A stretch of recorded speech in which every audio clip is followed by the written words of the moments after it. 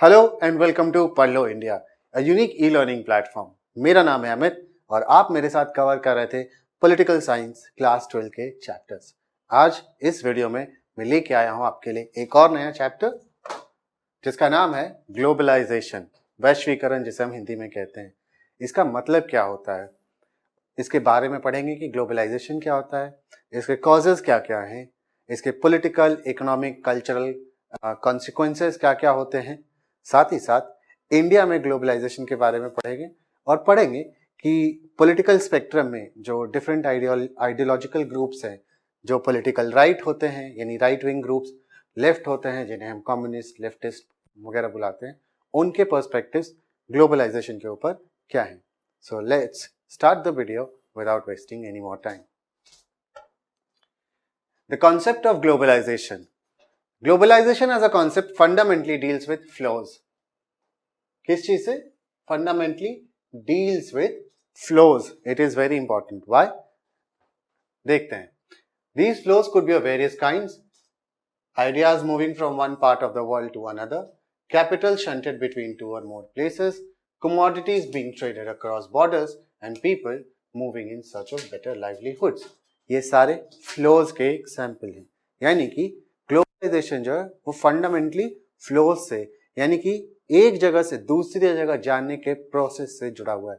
कि जो भी एक जगह है यानी पैसा, कैपिटल जिसको हम कहते हैं, वो एक जगह से दूसरी जगह जाए, ट्रेड जो हो एक जगह से दूसरी जगह के बीच हो, टेक्नोलॉजी ट्रांसफर एक जगह से दूसरी जगह हो, लोगों का मूवमेंट एक जगह से दूसरी जगह हो। इसी के बारे में ग्लोबलाइजेशन है फंडामेंटली डील करता है। The crucial element is the worldwide interconnectedness. Please ये सब जो वर्ड्स है ना जो मैं अंडरलाइन करूं, मेक श्योर कि आप अपने आंसर में इसको जरूर लिखें। तो world wide interconnectedness, world becoming a global village, ये टर्म्स जो हैं आप इस्तेमाल कर सकते हैं while attempting your answer on globalization. That is created and sustained as a consequence of these constant flows. तो ये जो constant flows हैं उसकी वजह से क्या होता है, वर्ल्ड वाइड इंटरकनेक्टेडनेस क्रिएट हो जाता है। इस पिक्चर में जिस तरह से आप देख रहे हैं, तो इस तरह का एक इंटरकनेक्टेडनेस क्रिएट होता है जिससे ग्लोबलाइजेशन डील करता है। Globalisation is a multi dimensional concept, मतलब it is not a unidimensional concept. Multi dimensional, इसके मल्टीपल एस्पेक्ट्स हैं, मल्टी डायमेंशंस है। वो डायमेंशंस एक एक करके हम लोग आगे की स्लाइड्स में देखेंगे। It has political, economic and cultural manifestations and these must be adequately distinguished. तो इसके जो पॉलिटिकल एस्पेक्ट हैं, इसके जो इकोनॉमिक एस्पेक्ट हैं, इसके जो कल्चरल एस्पेक्ट हैं, इनको समझना जरूरी है, इनके बीच में डिस्टिंग्विश करना जरूरी है कि कौन से पॉलिटिकल एस्पेक्ट्स हैं ग्लोबलाइजेशन के, इकोनॉमिक एस्पेक्ट्स हैं और कल्चरल एस्पेक्ट्स हैं। पर पहले देखते हैं कॉजेज ऑफ ग्लोबलाइजेशन क्या है। While globalization is not caused by any single factor, technology remains a critical element. Technology का डेवलपमेंट जितना ज्यादा होगा, ग्लोबलाइजेशन उतनी तेजी से पूरी दुनिया के अंदर फैलेगा, उसका प्रचार प्रसार उतने फास्ट पेस पर होगा। The invention of telegraph, telephone, microchip has revolutionized communication between actors in different parts of the world. तो जो ये सब मीन्स ऑफ कम्युनिकेशन जब डेवलप हुए, उसकी वजह से जो कम्युनिकेशन का जो रफ्तार बढ़ गई, एक आदमी जो अमेरिका में बैठा है, ब्रिटेन में बैठा है, वो इंडिया में, अफ्रीका में बैठे किसी दूसरे आदमी से कितनी जल्दी अपनी बात, वहां तक अपना मैसेज जो है वो पहुंचा पा रहा है। इसके बहुत लार्ज इम्प्लीकेशंस दुनिया में हुए। हिस्ट्री में हम इसके बारे में पढ़ते हैं। कॉलोनियलिज्म इसीलिए सक्सेसफुल हुआ क्योंकि वहां पर western countries, western European countries में टेक्नोलॉजी, कम्युनिकेशन टेक्नोलॉजी जो थी वो एडवांस हो गई थी। The printing initially led the basis for the creation of nationalism, क्योंकि लोग पढ़ने लगे, जानने लगे चीजों के बारे में कि कौन सी चीजें जो हमारे देश के इंटरेस्ट में है, कौन से लोग हैं जो हमारे देश का इंटरेस्ट जो है उसको नुकसान पहुंचा रहे। और प्रिंटिंग की वजह से ही ये हुआ क्योंकि लोगों के पास, क्योंकि पहले चीजें हाथ से लिखी जाती थी, किताबें हाथ से लिखी जाती थी, तो मल्टीपल कॉपीज लिखना पाना, उसको मास स्केल पे प्रोड्यूस करना इम्पॉसिबल था। लेकिन प्रिंटिंग के आने की वजह से क्या हुआ, मास स्केल पे प्रोडक्शन होने लगा। प्रोडक्शन इन द सेंस की बुक्स पब्लिश होने लगी, न्यूज़पेपर्स पब्लिश होने लगे, मैगजीन्स पब्लिश होने लगी, जिससे मासेस के पास ये आइडिया पहुंचने लगा कि कैसे, फॉर एग्जांपल इंडिया में, कि ब्रिटिशर्स जो हैं वो हमारे देश पे कब्जा करके बैठे हैं, हमें अपना गुलाम बना के बैठे हैं, and that give rise to the feeling of nationalism in the sense कि हम अपने देश को आजाद कराना है ब्रिटिशर्स से और हम सब एक हैं. Also today, it affects the way we think of our personal but our collective lives. Okay. Globalization, however, does not emerge merely because of the availability of improved communication. तो merely because of improved communication, we can never say absolute terms. हम कभी बात नहीं करते हैं कि सिर्फ communication की वजह से ही ग्लोबलाइजेशन है. देखते हैं. What is important is for people in different parts of the world to recognize these interconnections with the rest of the world.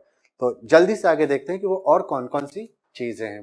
देखिए, जब ग्लोबलाइजेशन, आप इस तरह का फ्लो चार्ट बना सकते हैं और आप रिप्रेजेंट कर सकते हैं कि ग्लोबलाइजेशन को अगर हमें रिप्रेजेंट करना है कम स्पेस में, कम वर्ड्स में, तो globalisation means technology, capital mobility, labour mobility, improve transport, lower tariffs and multinational companies. इस तरह की चीजों से हम ग्लोबलाइजेशन का डेफिनेशन या ग्लोबलाइजेशन को एक आसान से तरीके से रिप्रेजेंट कर सकते हैं, ये डिफाइन करने की कोशिश कर सकते हैं. नाउ पॉलिटिकल कॉन्सिक्वेंसेस, जिसके हमने बात भी की थी कि इसके बहुत सारे कॉन्सिक्वेंसेस होते हैं, बहुत सारे एस्पेक्ट हैं. It is a multi dimensional concept. तो पॉलिटिकल कॉन्सिक्वेंसेस ग्लोबलाइजेशन के देखते हैं. How does globalisation affect traditional conceptions of state sovereignty. State sovereignty मतलब क्या होता है, पिछले वीडियोस में भी हमने सीखा है. सॉवरेन स्टेट क्या होता है, जिसके ऊपर कोई एक्सटर्नल प्रेशर नहीं होता है, वो अपने इंटरनल डिसीजंस अपने हिसाब से, अपने इंटरेस्ट के हिसाब से डिसाइड करता है, कोई बाहरी इन्फ्लुएंस उसके ऊपर नहीं होता है. Now, there are at least 3 aspects that we need to consider when answering this question. At the most simple level, globalization results in an erosion of state capacity. Now, when we say कि globalisation की वजह से state की capacity में erosion होता है, इसका मतलब ये नहीं कि स्टेट कमजोर हो रहा होता है, इसका मतलब ऐसा नहीं है. क्या है? The old welfare state is now giving way to a more minimalist state. Maximum governance, minimum government, इस तरह के जो स्लोगन्स हैं वो जो है वो रेजोनेट करते हैं ग्लोबलाइजेशन के आइडिया के साथ कि मिनिमलिस्ट स्टेट जो है वो विड्रॉ कर लेगा बहुत सारे एरियाज से, वो बहुत सारे अपने जो वेलफेयर फंक्शंस उसके हैं उनसे अपने आप को विड्रॉ कर लेगा और वो मार्केट फोर्सेस के ऊपर छोड़ देगा कि आप लोग डिसाइड करो कि किसको कौन सी सर्विस चाहिए, किसको कौन सा प्रोडक्ट चाहिए, किस प्राइस पे चाहिए. स्टेट अपने आप को वहां से हटा लेता है. फॉर एग्जाम्पल, जैसे हम कह सकते हैं कि पहले इंडिया के अंदर गाड़ियां जो बनती थी, जो कार्स बनती थी, वो सिर्फ गवर्नमेंट ओन्ड फैक्ट्रीज में बनती थी, तो बहुत कम प्रोडक्शन होता था, बहुत महंगी गाड़ियां होती थी. फिर क्या हुआ कि बहुत सारी कंपनीज आई, उनके बीच में कंपटीशन हुआ. This is just one of the examples I am giving and just one of the explanations that I am giving. और गाड़ियों के दाम जो थे वो लोगों को अच्छे मॉडल्स मिले, अच्छी एफिशिएंट गाड़ियां मिलने लगी और दाम भी थोड़े से कॉम्पिटिटिव हो गए, जिसकी वजह से बहुत सारे लोगों ने गाड़ियां खरीदना शुरू की. तो स्टेट जो है, यहाँ पे मिनिमलिस्ट स्टेट जो है वो सिर्फ कोर फंक्शंस परफॉर्म करता है. कोर फंक्शंस क्या है? Maintenance of law and order, security of its citizens. ये कोर फंक्शन है किसी भी स्टेट का. इसके अलावा वो जो काम करता है वो उसका वेलफेयर फंक्शन के अंदर आता है. तो इस स्टेट को हम मिनिमलिस्ट स्टेट कहते हैं. In place of welfare state, it is the market that becomes the prime determinant of economic and social priorities, जिसकी बात मैंने अभी की कि मार्केट के ऊपर छोड़ दिया जाता है कि लोगों को कौन से प्रोडक्ट चाहिए, किस प्राइस पर चाहिए, कब चाहिए, कितना चाहिए, वगैरह वगैरह. The entry and the increased role of multinational companies all over the world leads to a reduction in the capacity of governments to take decisions on their own. Now इसका एक इम्पैक्ट ये भी होता है कि जब मल्टीनेशनल कंपनीज एंटर करती है मार्केट के, तो वो गवर्नमेंट के ऊपर बहुत इन्फ्लुएंस एक्सर्ट करती हैं. ये जो इन्फ्लुएंस होता है उसकी वजह से गवर्नमेंट जो है वो फ्रीली डिसीजंस अपने हिसाब से नहीं ले पाती हैं. कई इंस्टांसेस में ऐसा देखा गया. At the same time, globalisation does not always reduce state capacity. फिर वही बात कि हम एब्सोल्यूट टर्म्स में कभी भी बात नहीं करेंगे. तो मोस्टली देखा गया है कि स्टेट कैपेसिटी को रिड्यूस करता है, बट जरूरी नहीं कि हमेशा स्टेट कैपेसिटी को रिड्यूस करे ही. The primacy of the state continues to be the unchallenged basis of political community. Now जो एसेंशियल फंक्शंस हैं, ग्लोबलाइजेशन आप कितना भी कर दीजिए, बट पुलिस का कॉन्सेप्ट, आर्मी का कॉन्सेप्ट, आप उनको कभी प्राइवेटाइज नहीं कर सकते हैं. It will always be the function of the state और द गवर्नमेंट. हमेशा पुलिस फंक्शन जो होगा वो गवर्नमेंट के पास होगा. लॉ एंड ऑर्डर को मेंटेन करना, अपने सिटीजन्स की सिक्योरिटी को मेंटेन करना, अपने पॉलिटिकल इंटेग्रिटी को मेंटेन करना, ये कोई मल्टीनेशनल कंपनी नहीं कर सकती है। Now indeed in some respects state capacity has received a boost as a consequence of globalization with enhanced technologies to collect information about its citizens। तो कई बार ऐसा हुआ है कि टेक्नोलॉजी जो है इनहांस हो गई, तो सिटीजन्स के बारे में गवर्नमेंट को जो बहुत अच्छी इन्फॉर्मेशन मिल पाती है, डिटेल्ड इन्फॉर्मेशन मिल पाती है। फॉर एग्जांपल जैसे आप ड्राइविंग लाइसेंस बनवाते हैं, फॉर एग्जांपल आप पैन कार्ड बनवाते हैं, तो गवर्नमेंट को पता होता है कि कितने पैन कार्ड होल्डर्स हैं इस देश के अंदर, कितने ड्राइविंग लाइसेंस होल्डर्स हैं इस देश के अंदर। तो एक रफ एस्टिमेट बन जाता है और हमें गवर्नमेंट को पता चल पाता है कि हमें कितने लोगों के लिए किस किस तरह की वेलफेयर पॉलिसीज बनानी है। Thus states become more powerful than they were earlier as an outcome of the new technology। Now ये तो मैंने एक वेलफेयर स्टेट के टर्म्स में बताया आपको। कई बार ऐसा होता है कि गवर्नमेंट जो है इस इंफॉर्मेशन की वजह से बहुत पावरफुल हो जाती है, जो कि वो पहले नहीं थी, क्योंकि ये इंफॉर्मेशन उनके पास नहीं था। तो हो सकता है वो वेलफेयर एक्टिविटीज ना और किसी और काम के लिए इस इंफॉर्मेशन का यूज करें, तो तब उनकी पावर जो है वो कई गुना ज्यादा इनहांस हो जाती है। इकोनॉमिक कॉन्सिक्वेंसेस, तो इकोनॉमिक कॉन्सिक्वेंसेस की बात करते हैं। A part of the problem has to do with defining economic globalisation itself, कि किसको हम इकोनॉमिक ग्लोबलाइजेशन आखिर कहते हैं, इसको हम डिफाइन कैसे करेंगे। That in itself is a huge problem. The role of international institutions like the IMF and the WTO and the role they play in determining economic policies across the world. और WTO और IMF जो वो कौन सी role किस तरह का role play कर रही हैं दुनिया के अंदर, उसको डिफाइन करना। A much broader way of understanding of economic globalization is to look at the distribution of economic gains, that is, who gets the most from globalization and who gets less, indeed, who loses from it। तो एक बहुत broad way है understand कि economic globalization का मतलब क्या होता है। इसको समझने के लिए ऐसा समझिए कि किसको सबसे ज्यादा फायदा हो रहा है और किसको सबसे ज्यादा नुकसान हो रहा है, किसको क्या मिल रहा है एक्सचेंज में। इससे एक ब्रॉडर व्यू लेके समझ सकते हैं। What is often called economic globalization usually involves greater economic flows among different countries of the world। इस फ्लोज की बात हमने की थी, टेक्नोलॉजी का हो सकता है ट्रांसफर, या फंड या कैपिटल का ट्रांसफर, कैपिटल मोबिलिटी, या फिर पीपल मोबिलिटी की, एक जगह से लोग दूसरी जगह काम करने जा रहे हैं जो हाईली स्किल्ड वर्कर्स होते हैं। इस तरह से ये जो फ्लोज है उसके बारे में। Some of this is voluntary and some forced by international institutions and powerful countries. तो देखिए जो हम फ्लोज की बात कर रहे हैं, कभी कभी ये फ्लोज जो होता है वो वॉलेंटरी होता है। फॉर एग्जांपल बहुत सारे इंडिया से लोग यूएस जाते हैं और वहां जाकर काम करना चाहते हैं because they want to earn more, they want to improve their living standard. पर कई बार इंटरनेशनल मल्टीनेशनल जो कंपनीज होती हैं, कई बार जो गवर्नमेंट्स होती हैं, वो फोर्स करती हैं लोगों को एक जगह से दूसरी जगह, या फंड्स का ट्रांसफर या टेक्नोलॉजी का ट्रांसफर, इस तरह का फोर्स करती हैं कि नहीं आपको ही करना पड़ेगा, आपको ये लेना पड़ेगा, आप ये नहीं ले सकते। इस तरह की चीजें होती हैं। Now globalization has involved greater trade in commodities across the globe. The restrictions imposed by different countries on allowing the imports of other countries have been reduced. Similarly, the restrictions on movement of capital across countries have also been reduced। तो एक इसका तरीका ये भी समझने का है कि क्या होता था, पहले जो कंट्रीज थी वो बाहर से जब कोई सामान उनके आ रहा होता था तो उसके ऊपर हैवी इंपोर्ट ड्यूटीज लगा देती थी, जिसकी वजह से जो बाहर से सामान आता था वो महंगा हो जाता था और जो लोकली प्रोड्यूस्ड गुड्स होता था वो सस्ता रहता था। इसीलिए कंजम्पशन लोकली प्रोड्यूस्ड गुड्स का ज्यादा होता था।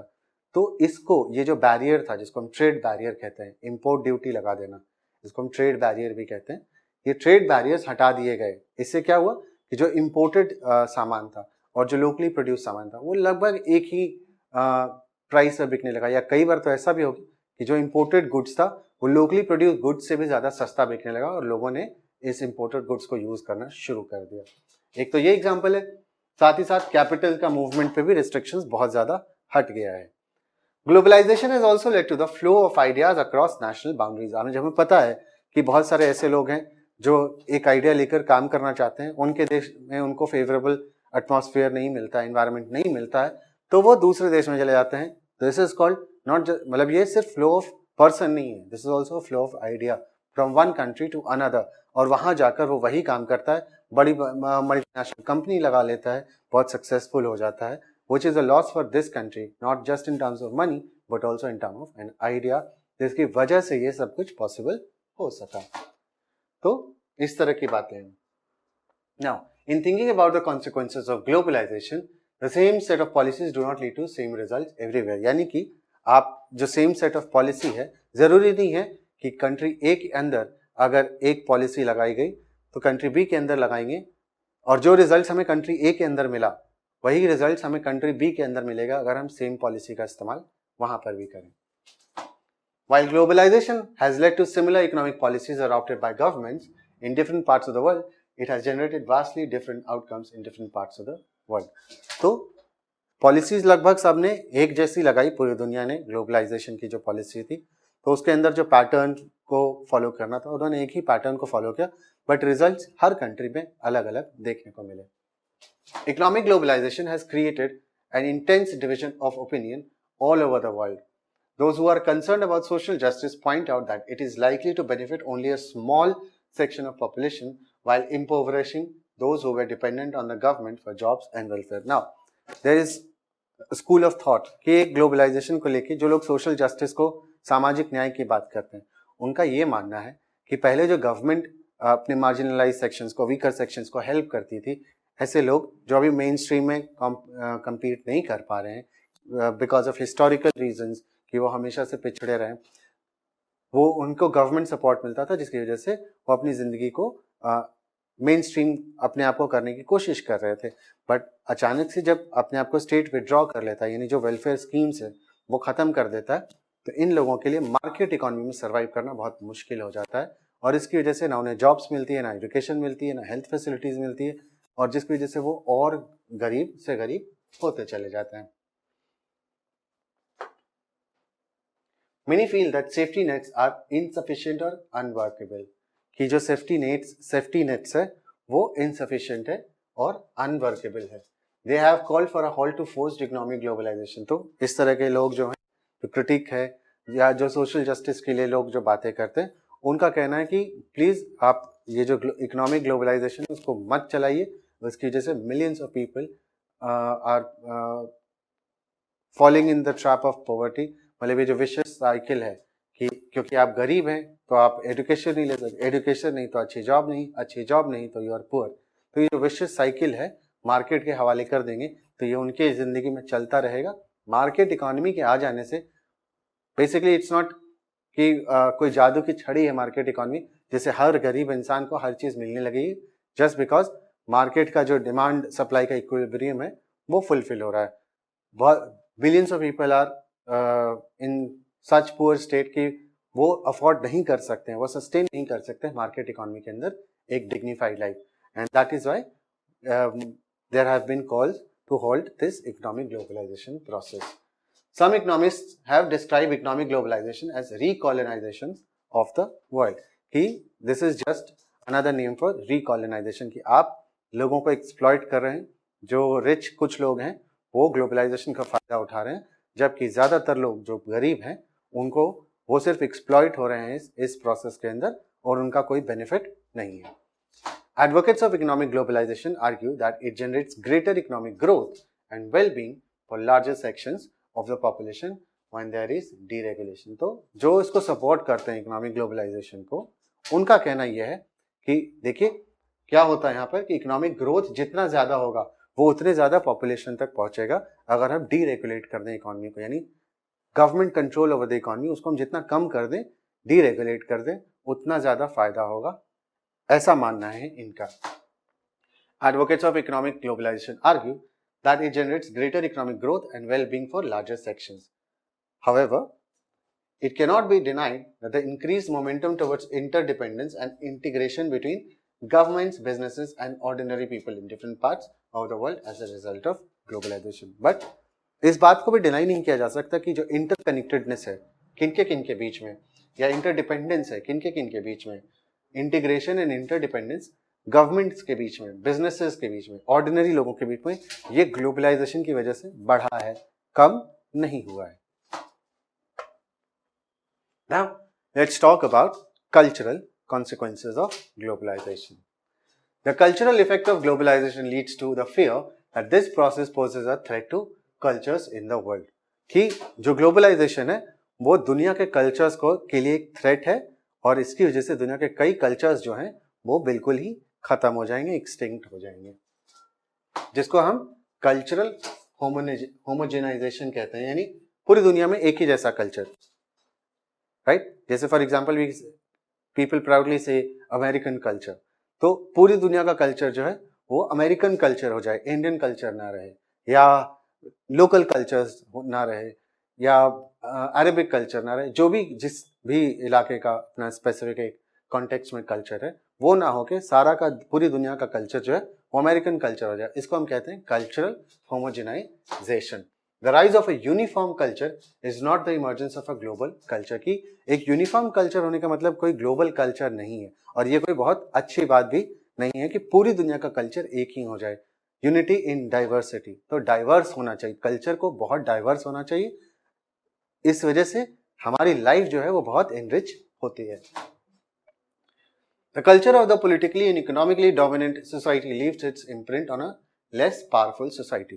तो जो एक डोमिनेंट कल्चरली जो डोमिनेंट पॉलिटिकली और इकोनॉमिकली डोमिनेंट सोसाइटी होती है उसका जो कल्चरल इम्प्रिंट होता है वो एक लेस डोमिनेंट, जो पॉलिटिकली और इकोनॉमिकली लेस डोमिनेंट सोसाइटी है उसके कल्चर में पड़ जाता है।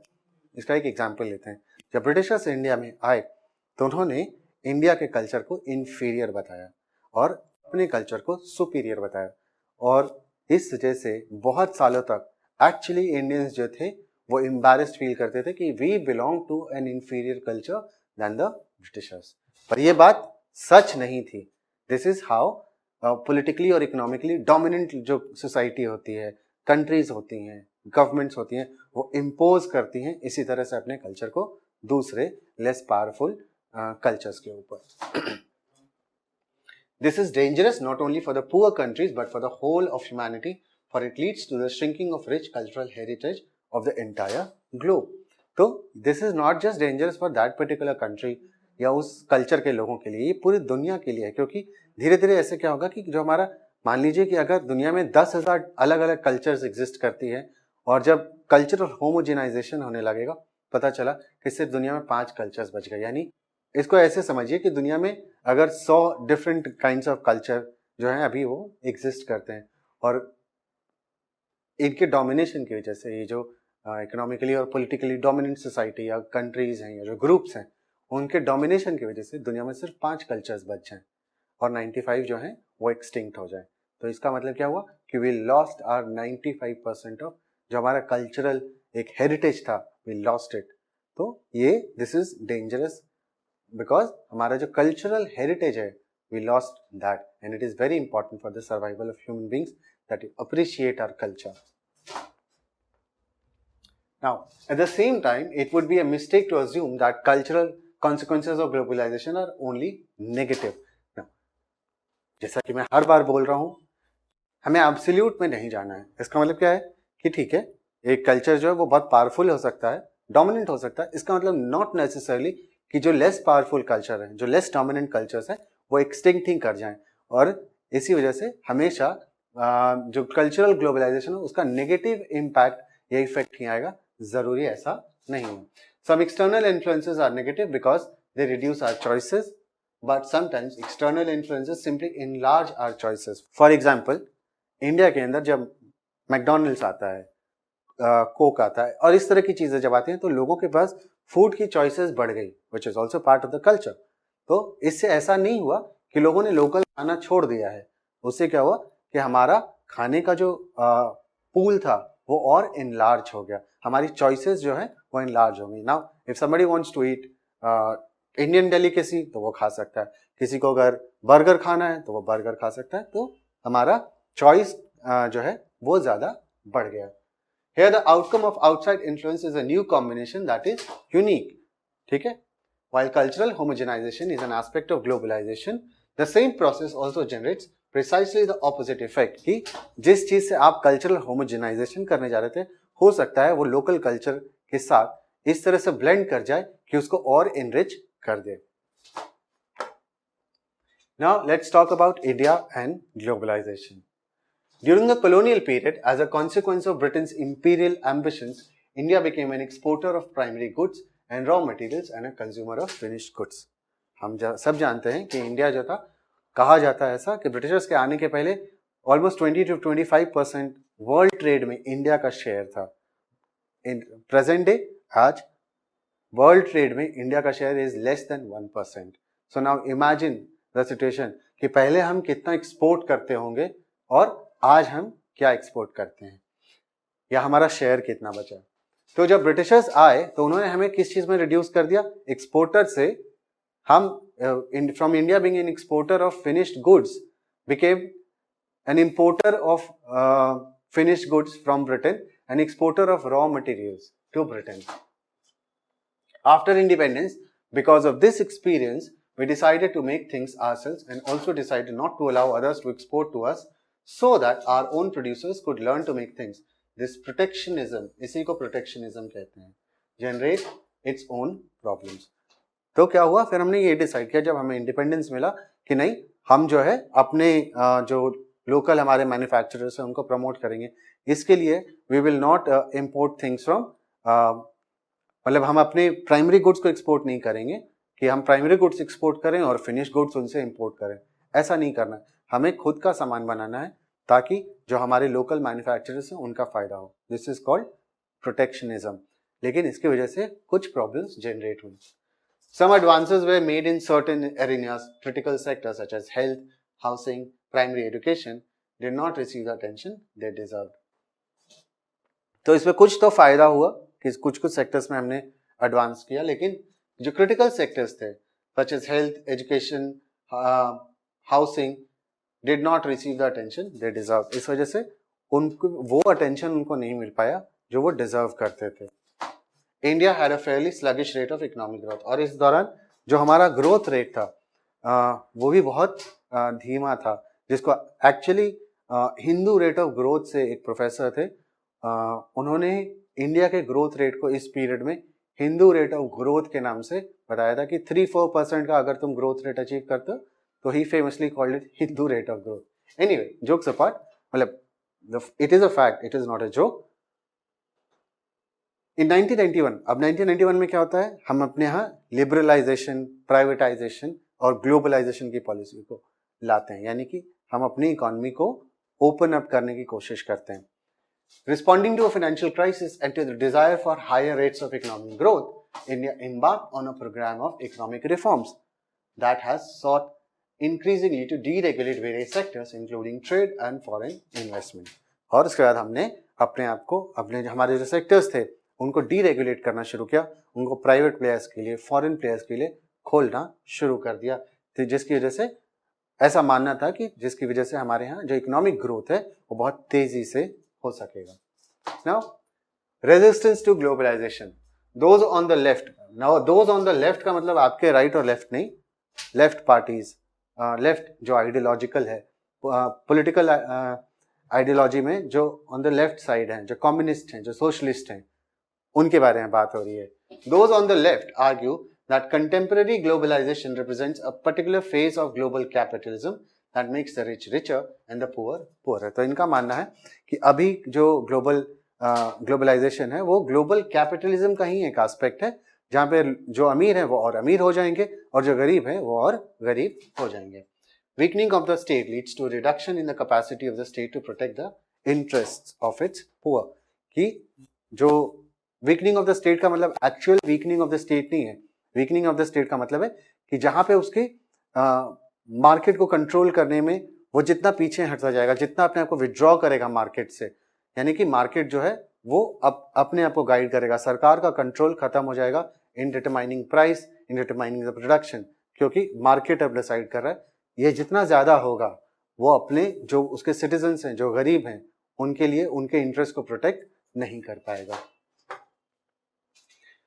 नाउ द पॉलिटिकल राइट, जिस तरह से मैंने बताया कि जो लेफ्ट में थे ये राइट विंग की बात कर रहा है, जो जिनकी पॉलिटिक्स राइट विंग की है.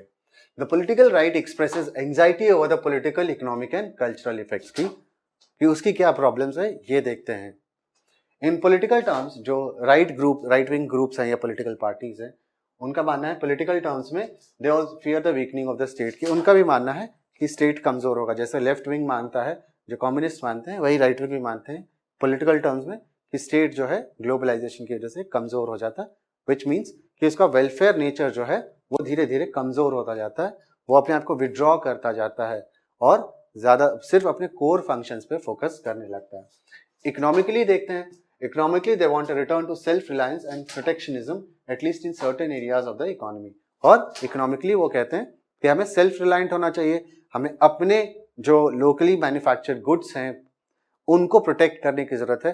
तो बाहर से जब कोई सामान है तो उसके ऊपर हम हेवी टैक्सेशन करें जिसकी वजह से वो सामान महंगा रहे और जो हमारे यहाँ home grown locally manufactured products हैं वो ज्यादा लोग उसका यूज करें, उसको कंज्यूम करें।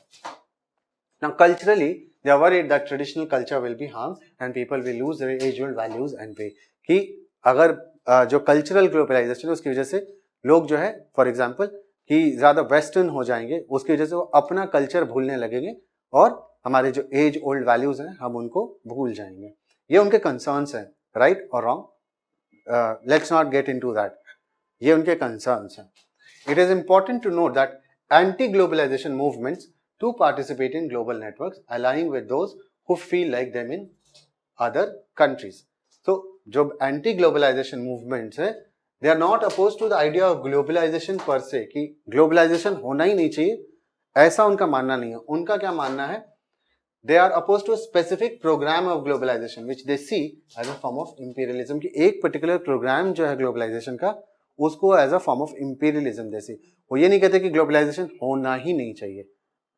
एब्सोल्यूट उसी की बात हम फिर से कर रहे हैं। उनका भी जो एंटी ग्लोबलाइजेशन मूवमेंट है उसका भी मानना ऐसा नहीं है। In 1999 world trade organization WTO ministerial meeting there were widespread protests at Seattle alleging unfair trading practices by the economically powerful states की जब वहां पे बहुत ज्यादा प्रोटेस्ट होने लगा कि जो इकोनॉमिकली पावरफुल गवर्नमेंट्स हैं, जो कंट्रीज हैं, वो अनफेयर ट्रेड प्रैक्टिसेस या अनफेयर इकोनॉमिक प्रैक्टिसेस जो हैं वो प्रैक्टिस कर रही है। It was argued that the interest of the developing world were not given sufficient importance in the evolving global economic system. मतलब कि जो डेवलपिंग वर्ल्ड है उनके इंटरेस्ट को कोई वैल्यू नहीं दिया जा रहा था, उनके इंटरेस्ट के सेफगार्ड के लिए कोई प्रोटेक्शन प्रोवाइड नहीं किया जा रहा था। Now, the World Social Forum, or WSF, is another global platform which brings together a wide coalition composed of human rights activists, environmentalists, labor, youth and women activists opposed to neoliberal globalization। तो एक और platform है जहाँ पे ये तमाम तरह के लोग जो हैं वो शेयर करते हैं अपने कंसर्न्स जो हैं और अपोज करते हैं न्यूलिबरल ग्लोबलाइजेशन को। Now let's see India and resistance to globalization कि इंडिया के अंदर ग्लोबलाइजेशन के रेजिस्टेंस पे क्या है, कितना रेजिस्ट किया जा रहा है, कौन है जो रेजिस्ट कर रहे हैं, उनके पॉइंट्स क्या हैं। Resistance to globalization in India has come from different quarters. कौन कौन से हैं वो? Left, there have been left wing protest to economic liberalization voice through political parties as well as through forums like the Indian social forum कि political parties जो है left wing उन्होंने भी अपोज किया है और जो फोरम है इंडियन सोशल फोरम इन लोगों ने भी अपोज किया है ग्लोबलाइजेशन को। Trade unions of industrial workforce as well as those representing farmer interest have organized protest against the entry of multinational. जो ट्रेड यूनियन है उन्होंने प्रोटेस्ट किया है किस चीज को लेके, फार्मर इंटरेस्ट को लेके, ट्रेड यूनियन के इंटरेस्ट को लेके, एंट्री ऑफ मल्टीनेशनल कंपनीज की। जब ये आएंगी तो हमारे जो लोकल कंपनीज हैं, होम ग्रोन कंपनीज हैं, वो कंपटीशन में इनके सामने ठहर नहीं पाएंगी and then there will be massive job losses. और ये जो मल्टीनेशनल आएंगे तो फिर अपने शर्तों पर लोगों को नौकरी देंगी और अपने तरीके से काम करवाएंगी। The patenting of certain plants like neem by American and European firms has also generated considerable opposition। अब इसका एविडेंस दे रहे हैं कि नीम जैसी चीज जिसको इंडिया में हर घर में लगभग इस्तेमाल किया जा रहा है आज से नहीं सैकड़ों सालों से, उसका पेटेंट अमेरिकन और यूरोपियन फर्म्स या मल्टीनेशनल कंपनीज ने करवा लिया है अपने फायदे, अपने इकोनॉमिक इंटरेस्ट को सर्व करने के लिए। तो कहीं ना कहीं ये सस्पेशन देता है कि इनका जो मकसद है वो सही नहीं है और हमारे इंटरेस्ट में नहीं है। Resistance to globalization has also come from political right-wing groups. This has taken the form of objecting particularly to various cultural influences ranging from availability of foreign TV, channels provided by cable networks, celebration of Valentine's Day, and westernization of the dress tastes of girl students in schools and colleges. और right wing जो है उसका ज्यादा focus जो है वो cultural aspect पे, कि हमारे यहाँ जो ये विदेशी चैनल्स आते हैं, टीवी चैनल्स आते हैं, उसकी वजह से हमारा कल्चर जो है वो पल्यूट हो रहा है। लड़कियां जो हैं वो वेस्टर्नाइज हो रही हैं, वो लड़कों जैसे कपड़े पहनकर स्कूल कॉलेजेस में जाती हैं। इस तरह की साथ ही साथ वैलेंटाइंस डे सेलिब्रेशन की हमारे कल्चर का पार्ट नहीं है। इस तरह की कुछ बातें जो हैं ये लोग करते हैं, ये इनके कंसर्न है। तो आई होप कि आपको ये वीडियो पसंद आया होगा और जो समझाया गया आपको समझ में भी आ गया। मेक श्योर आप ये वीडियो जब देखने बैठें तो नोट्स जो आपको प्रोवाइड किए जाएं इसके साथ, वो साथ में आप खोल कर बैठें, ताकि आप वीडियो के साथ साथ नोट्स में मार्क भी कर सकें इंपॉर्टेंट पॉइंट्स को। तो बहुत जल्दी फिर मैं आपके लिए एक और नया वीडियो लेकर आऊँगा। Thank you for watching this video.